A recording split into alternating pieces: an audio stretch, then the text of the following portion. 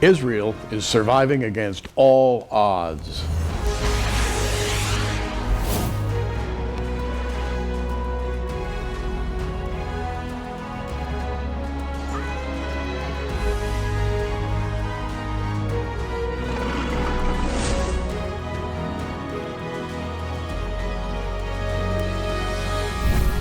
And with us in studio once again, we are pleased to have a gentleman who his title, his name right on the front of this book, Rabbi Menachem Kohen, Prophecies in the Era of Muslim Terror.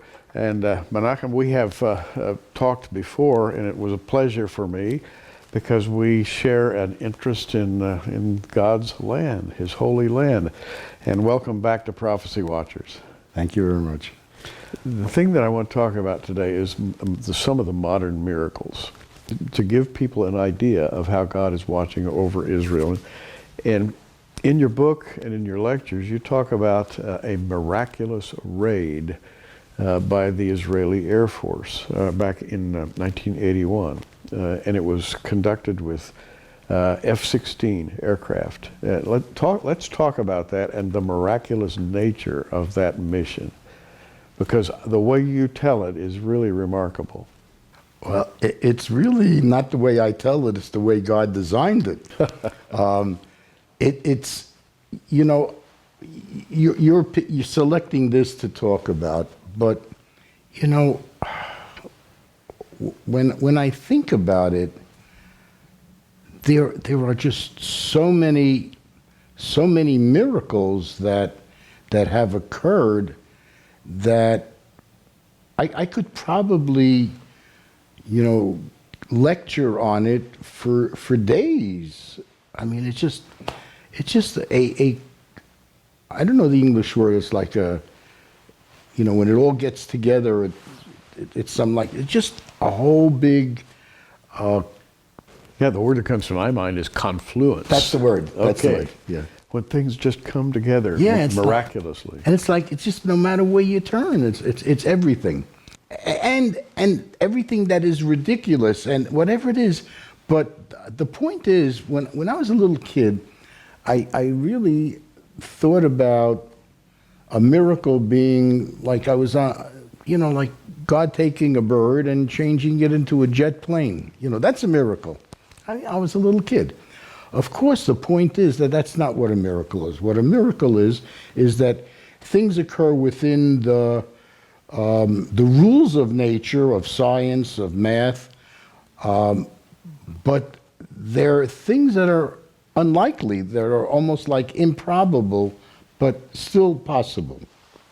So I'll give you an example, and I think this was probably the most ridiculous thing that I ever heard. Carter became the president of the United States, and then he does the craziest thing. He tells the Shah of Iran to let Khomeini, who's a terrible man, promise to overthrow the Shah, and who's now in exile in France. So Carter demands that the Shah allow Khomeini to return to Iran.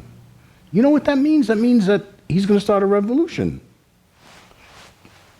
And the Shah's, you know, no matter what you think of him, but if he was a dictator, but a benevolent dictator, you know, he wasn't a bad.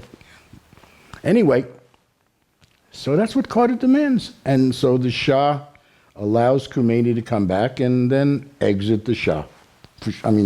Right. And sure enough, Khomeini comes in, you know, and then we have the hostage crisis. I mean, we see already who he is. I mean, this is Carter? It's crazy. So, but that's the way history is written. That's the way God directs. You know, things happen, and you have to wait, see what's going on. Okay. Well, now the problem is, now that they have our hostages, so the State Department says, you know, the Shah had ordered 83 planes. So we're not selling any planes to the Khomeini. Finished. In the meantime, Israel wanted planes. They wanted F-16s. Carter puts an embargo, places an embargo on Israel. Nothing is going to Israel. Israel says, at least sell us these fuel tanks, the spare fuel tanks. What Israel does very often for military purposes, their planes don't go that far and the enemy is far, so they use a spare tank to give the plane more distance. So he said, no, nothing. That's it. So, and Israel's, they know what they have to do.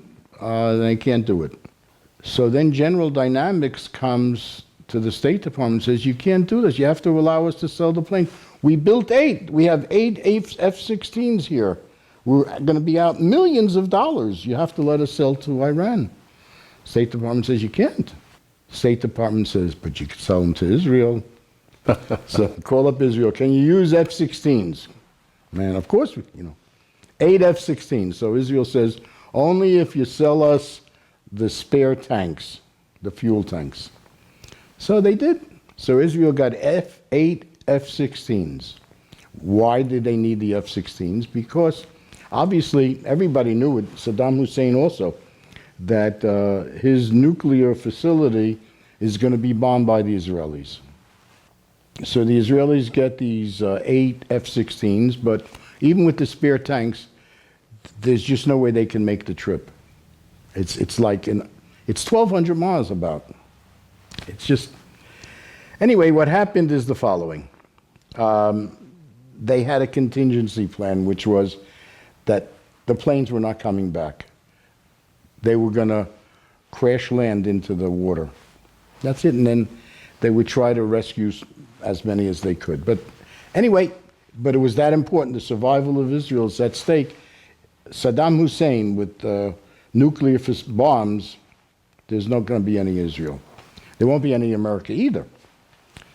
So in any event, what happened was that the planes took off and they flew over the Gulf of Aqaba. Who happens to be in the Gulf of Aqaba at this time? The King of Jordan, who's an ace pilot. That's right. I'd forgotten about that. So, and these planes are flying low to avoid the radar.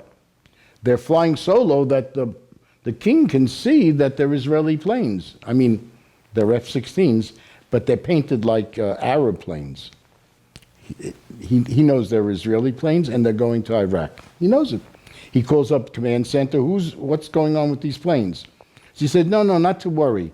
They're our boys. Because what was happening, the pilots purposely were talking in Arabic. The Israeli pilots were talking in Arabic with accents that they developed purposely for this trip to sound like Saudis or Egyptians or Jordanians. And so the command center said, not to worry, these are our boys. And so they continued on. So a series of miraculous events, one upon another. Wait, this becomes ridiculous. It's like, it could only happen if God wrote it. There's no way you could write this story. So number one, the planes didn't have enough fuel to make it back. It takes 9 minutes from the time the jets start the motors till they get to the point where they take off. That's 9 minutes worth of fuel. That's like another 100 miles you can go. So while the planes were ready to take off, they topped the tank, but one of the planes, something happened with his fuel intake and they couldn't top him. So he's already nine minutes short. He's not going to make it. One of the planes, one of the F-16s, it was a mechanical failure, so they needed a substitute plane. Pilot had no experience with this plane. They all react differently. He's driving a plane he has no experience with. And then, again, it's only God writing this thing. Saddam Hussein knows that Israel's going to bomb this nuclear facility. So what does he do? He puts in a radar installation where the radars through computers are connected to the anti-aircraft weapons, right? Yeah, and so it's going to be precise shooting. Nobody has to shoot. The machines, the computers are going to do it all. So listen to this. The guys who are manning the radar station all go to supper at the same time. You would think they would eat in shifts. I mean, not only that, but the last guy out, it's only God who could write a story like this. the last guy out who's going to supper shuts off the computers. So, I mean, we have PCs, right? If you shut it off, you shut off your PC, your laptop, and then you put it back on, it takes some time. some time. You got to boot it up again. Yeah. There you Can go. you imagine if you're dealing with these big radar machines and computers? I mean, how long it takes to get everything coordinated? It took 1 minute 20 seconds for the bombing by the Israeli planes. By the time the computers were back on, the planes were already gone. And no nuclear reactor. They had taken it out. But yeah, and what's interesting, what's amazing is the precision. These planes are going. Every second that they fly, they're going 1/4 of a mile in a second. So I mean, these planes, precision bombings. I mean, it's like, how could you do it? You're flying so fast. If you're off by a thousandth of a second, you're 30 feet away. And they go by a circuitous route. They don't fly in a straight line. They have to fly in a secret route, Yeah. which is even farther. And you, by the way, I've seen your talk on this, and it's really amazing. But now they're coming back. Yeah, but the problem is that they're not coming back because they don't have enough fuel to. They don't have enough fuel to make it back to Israel. Yeah. So what again happens? Only God could do this. You know, when I travel from the States to Israel, I can do it from New York. I can do it in 10 hours. But coming back takes me 12 hours. Why? Because the wind. Mm-hmm. The wind is pushing us going eastward. And against us when we're coming from Israel to the States. Well, what happened is God made a wind that blew the planes back to Israel. So they actually made it back.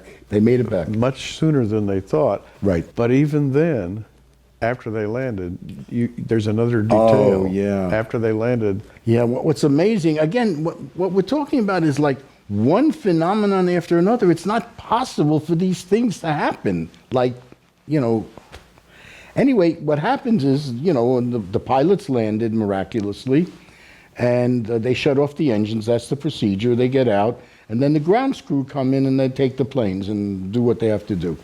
So the ground crew come in to each of the 8 planes, and not one of the planes could start.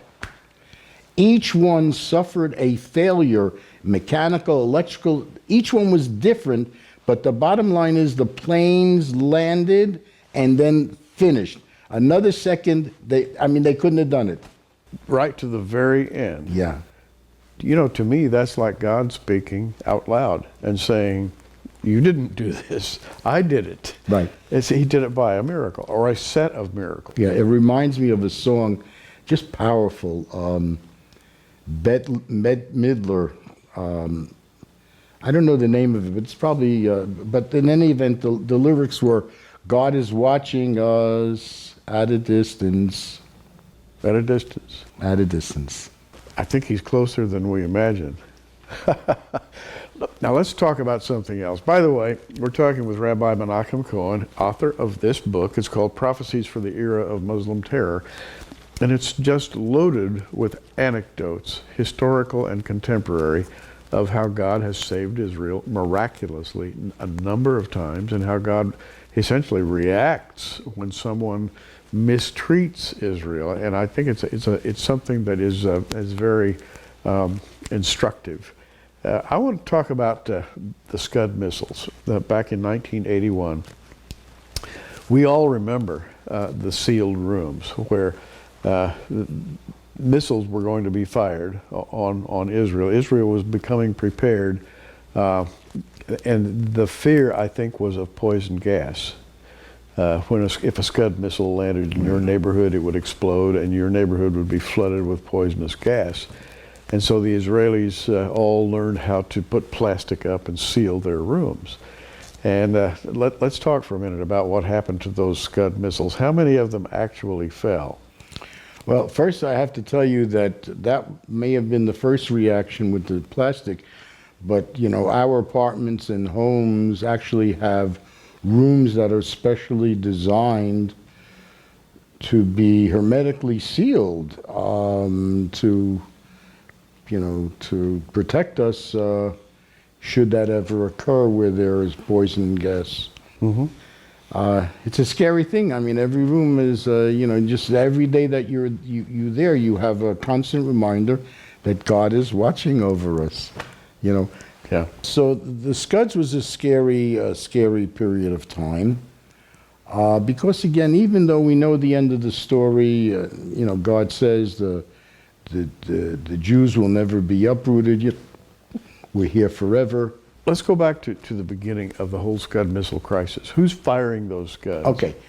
So what happens is that Saddam Hussein invades Kuwait. So he decides to attack Israel with Scuds. He's also firing Scuds at our troops that are stationed in Saudi Arabia, because we're getting ready to invade Iraq. One Scud lands in Saudi Arabia at an American military base and kills 28 soldiers and wounds 98. But wound is not a scratch. Yeah.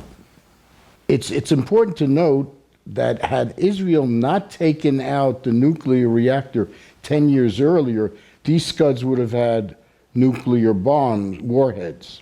Yes. So, America needs to thank Israel. Israel needs to thank Israel. The world needs to thank Israel that they really took out that nuclear facility. But in any event, 10 years after the nuclear facility is taken out, so 93 Scuds are fired into Israel. Some were intercepted, about half were intercepted by the Patriot missile system, but some 43 got through. And eventually 39 landed in Israel itself. And 11,826 homes and apartments were destroyed. So we're talking about 39 Scuds destroying 11,826 apartments and houses, and not one Jew being killed. What can you say? Well, I said it.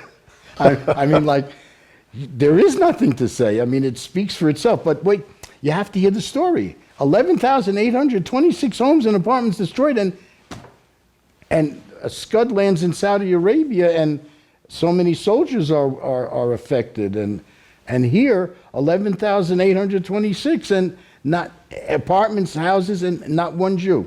So this is a story. There are 11,826 stories. So I'll tell you about 10. 9 Scuds failed to detonate. Mm-hmm. Logical, not logical, but whatever. But there's still 11,000 homes. So one Scud lands in a shopping center, and why no Jews killed? The shopping center's closed. It's empty. One Scud lands on a factory, empty. One Scud lands on a park, empty. One Scud lands on a shelter, a bomb shelter. I mean, they're running for shelter. They know the Scuds are coming. For some reason, the people decided not to go into that bomb shelter. They went into another one. They went to this other one. Yeah, empty. A school. Why is it not? That day they were closed. The air conditioning didn't work. Empty. One Scud lands on the gas line in Gush Dan. Gush Dan is like near Tel Aviv. So that means, we know it landing on a gas line under Tel Aviv, the whole city. But you know the word, empty. Empty. Because the day before there was a gas leak, so you have to shut off the system and blow out the gas in order to do the repairs. Empty. 11,826 apartments and empty. Now, you could go on this way for a long, long time, and we're coming down to the last 3 minutes or so. You've told of 2 incidents with the Scud missiles, and the miraculous return of the F-16s. But you could tell, 100 more stories just like this, right? Sure. The stories that we learned about in the Bible, those things happened like a long time ago. And here, the same miracles are occurring, maybe on an even more grandiose scale. And this is something that we need to appreciate in terms of the times that we're living in, and how God is taking care of us. So you know what it also means? It means that what God has promised us is true. We see it. So he also said, listen, guys, you got to behave. Because if you don't behave, so you know what? If we see the good stuff, we know it's coming true. And God says, listen, you got to behave and you can't do this. So you know what it means? Don't do it. The book, Prophecies for the Era of Muslim Terror. And essentially, it's a compendium of modern miracles. It shows that miracles are happening today. We don't hear about it in the news. We don't often think about it, but it's happening right now. By the way, Prophecies for the Era of Muslim Terror, yours for $24.95. Go to prophecywatchers.com. Click on the online bookstore, and you'll find Menachem Kohen's book, which, by the way, is written from a very different perspective than a lot of books you'll read. It's written from the Jewish perspective in modern Israel. Along with this, if you'd like, we have a 6 DVD package called Against All Odds, Israel Survives. It's a long and very, very carefully produced DVD odyssey showing how God has miraculously saved Israel through a series of modern wars and crises of various kinds. The book, the DVD set together, $69.95. It's called the Prophecies of Israel package. And with that comes a copy, as with every order, by the way. When you order from prophecywatchers.com, you always get a free magazine. So, do so as soon as possible. Rabbi Kohen, it's been great having you here today. And thank you so much. Lord bless you. Thank you. I'm Gary Stearman. You keep watching. We're watching. Thanks for joining us on Prophecy Watchers. You can find us on the web at prophecywatchers.com, where you can sign up for our free email newsletter, or follow us at facebook.com/prophecywatchers. In the meantime, keep watching, everybody, and we'll see you soon.